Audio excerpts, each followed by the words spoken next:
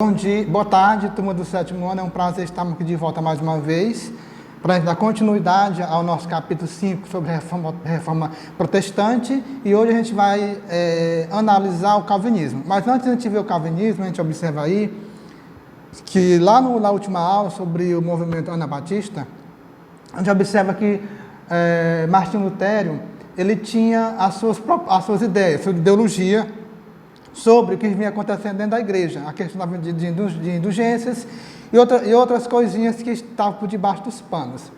Então, quando ele escreve as suas 95 teses, ele não queria que ocorresse brigas dentro ou fora da igreja, ou movimentos. Ele queria simplesmente que a igreja olhasse um pouco para quem estava fora da igreja, que era a pessoa empobrecida, não empobrecida de carência financeira, mas de carência de alma, né, de espírito. Então, o que ocorre? Surge um movimento anabatista, que foi as pessoas que, de forma ou de outra, pegou para si as propostas de Martinho Lutero e criou-se um movimento. Só que esse movimento ele foi totalmente oposto das ideias de Martinho Lutero. O movimento ele vai sufocar, ele vai matar, vai entrar em igrejas, matar fiéis que talvez não tinha nada a ver. O que ocorre? Lutero, ao escrever as suas 95 teses, a igreja em si pediu para que ele fosse à igreja se retratar, quer dizer, pedir desculpa ao que ele tinha feito, só que ele não pediu desculpa. E automaticamente ele foi pego pelo Frederico III, se não me engano, e levou ele para o seu castelo, para ficar lá com ele. Então, ele passou um tempão nesse castelo, transcrevendo a Bíblia, né, para outros idiomas.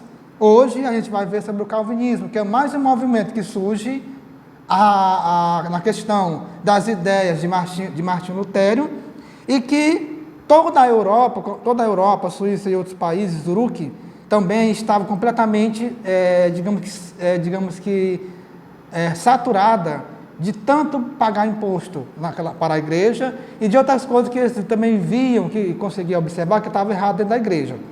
Dentro do calvinismo, a gente vai observar que esse contexto do calvinismo ele vai também surgir pelo interesse de uma classe política que seria a burguesia, na questão econômica e na questão política. Também se observa nesse contexto que tanto na Suíça, em Genebra e em outros lugares da Europa, a burguesia vai estar com a faca na mão, que é o comércio. O que ocorre a partir daqui? A afirmação da burguesia também, que eles colocavam, que eles também não estavam mais suportando a imposição da igreja sobre alguns pilares da sociedade, inclusive a questão econômica, que era a cobrança desses impostos. O que vão ocorrer? De antemão, a gente vai observar aí que a igreja, a partir quando ela observa mais um movimento surgindo no contexto do qual só ela tinha, a igreja vai começar a multiplicar a questão da cobrança das indulgências.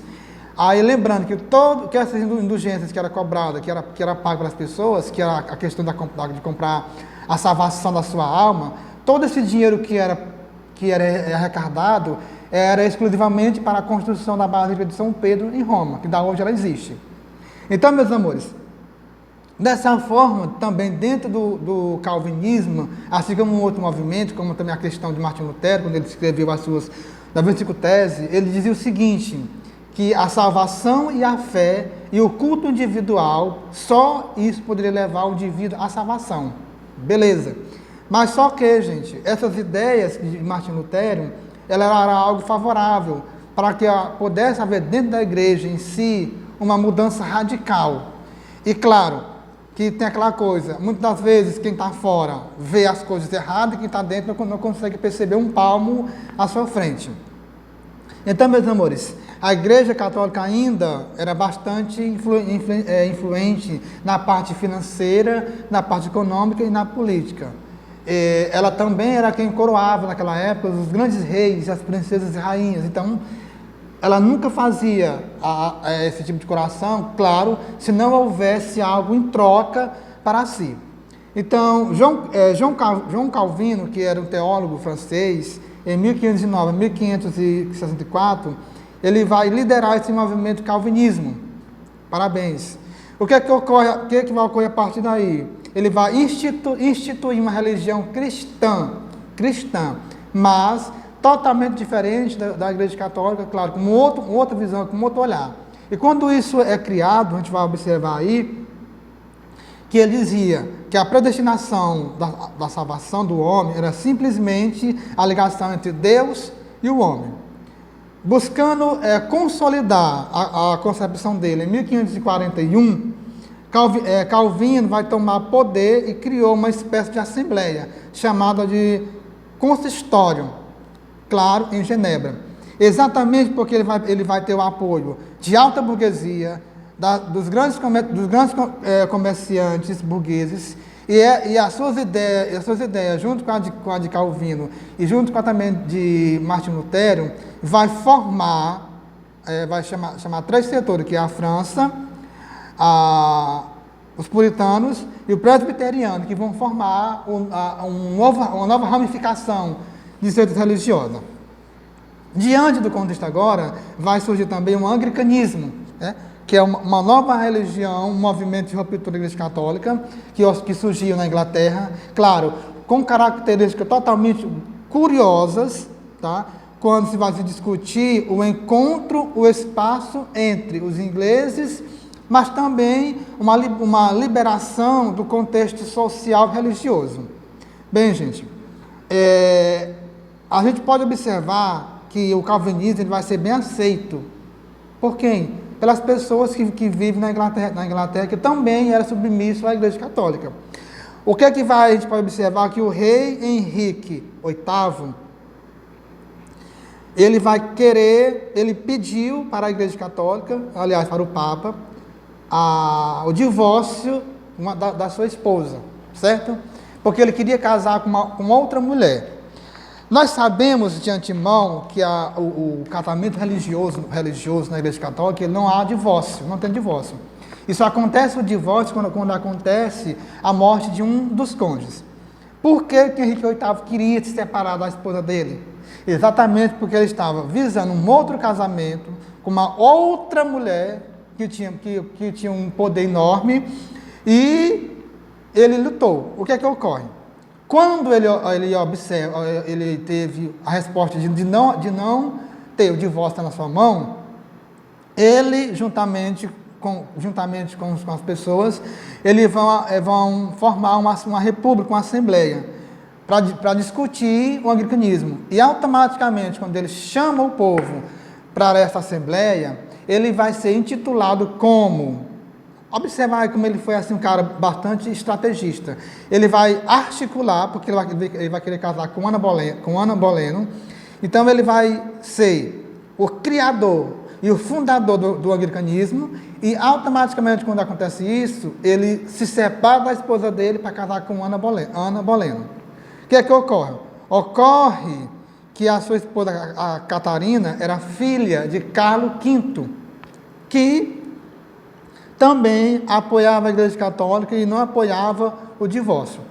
Meus amores, Henrique VIII ele vai pressionar o parlamento para que criasse uma lei, que essa lei que foi exatamente o ato de supremacia, que o colocava ele como um chefe do anglicanismo, para ele poder exatamente fazer aquilo que ele queria, que era casar-se com Ana Boleno. Com essa medida que ele coloca, todas as terras que no momento eram da Igreja Católica, lá na Inglaterra, passa a ser do anglicanismo, e essas terras que eram dos mosteiros também passa também a fazer parte da aristocracia. A religião anglicana ela foi consolidada como a Rainha Elizabeth no ano de 533 a 1603, quando está próximo do anglicanismo e do calvinismo. Bem, a Contra-Reforma Católica não tardou muito para que a igreja ela pudesse reagir contra o anglicanismo e contra o calvinismo. O que é que ocorre, gente?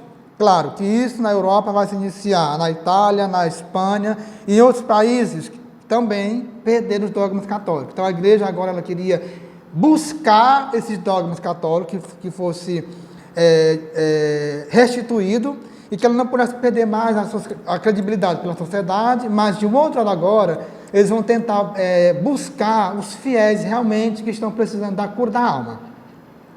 Então, para isso, a igreja ela vai tomar algumas medidas contra o protestantismo naquela época. Primeiro, ela vai reorganizar o Tribunal de Santo Ofício, que esse tribunal ele tinha a função de perseguir, torturar e matar todo e qualquer protestante que fosse contra as ideias católicas.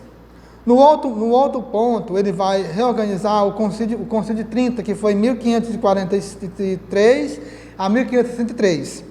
Através do Papa Paulo III, a medida aprovada vai ser exatamente tentar reafirmar esses dogmas católicos, que vai definir a manutenção do sacramento religioso, claro, isso baseado na hierarquia da própria igreja. Acabar com a vida de urgência, graças a Deus, que aqui está fazendo isso, faz com que a igreja volte para si, e criar curso de formação para aperfeiçoamento do clero. O outro, criar o IDEX, que era uma lista de livros proibidos que a igreja tinha, mas que as pessoas não tinham acesso, e ao mesmo tempo as ideias dos dogmas católicos seria queimada, certo? E quem as lesse esses documentos estava condenado à morte. Permitir e incentivar o surgimento das ordens religiosas que passassem a divulgar pelo mundo a fé católica comprometida com Jesus Cristo. E a partir de 1540, Inácio de Loyola, ele é jesuíta, ele passa a fazer a divulgação da nova igreja em si naquele momento. Essas medidas foram consideradas insuficientes pelo papado, que mais tarde vai abrir um novo espaço para que a igreja se volte com mais ideias renovadoras para transformar a sociedade do qual vivia. Muito obrigado, boa tarde, até a próxima aula. E façam a atividade da página 116 a 123 e até a próxima aula.